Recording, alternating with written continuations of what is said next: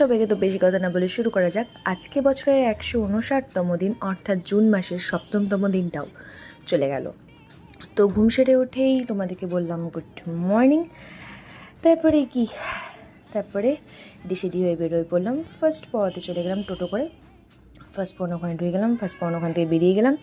তারপরে এবার টোটো করে চলে গেলাম সেকেন্ড পড়ানো পড়াতে, সেকেন্ড পড়ানো ওখানে ঢুকে গেলাম, সেকেন্ড পড়ানো ওখান থেকে বেরিয়ে গেলাম। তারপরে এবার টোটো করে চলে গেলাম 3 নম্বর পড়ানো পড়াতে, 3 নম্বর পড়ানো ওখানে ঢুকলাম, বেরিয়ে গেলাম, বাড়ি চলে আসলাম।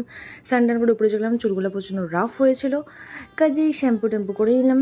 তারপরে ঠাকুরের পোশাক পরে নিলাম, ফুলদার মতো সাজিয়ে নিলাম, ঠাকুরদের পুজো কমপ্লিট করে নিলাম। তারপরে রেডি সেডি হয়ে বেরোয় পড়লাম।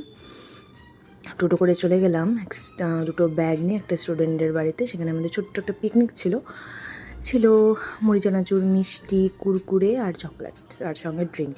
এরা ছিল, সবাই হাই করছে, আমি একটু হাই করলাম সবার শেষে।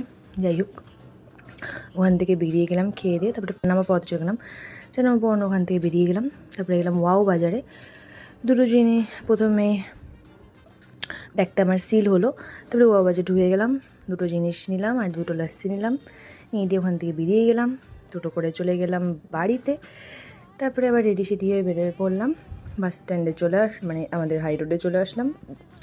ব্যাগ নিলাম, বুনুর হাতে একটা ব্যাগ। তারপরে গাড়িতে উঠে গেলাম, গাড়ি ছেড়ে দিল।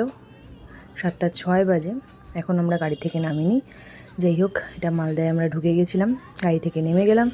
তারপরে একটু মুড়ি মিশাল খেলাম, বুনু খেলো, আমি খেলাম। তারপরে এই যে ছোটো মানির বাড়ির এখানে চলে আসলাম। এই যে মহারাজ, একটা গাড়ি দিলাম ওকে, গাড়িটার একদম শেষ অবস্থা করে দিল। যাই হোক, ওকে একটু কোলে নিয়ে বসেছিলাম। তারপরে তোমাদেরকে বললাম টাটা বাই বাই, আবার যেন দেখা, বাই।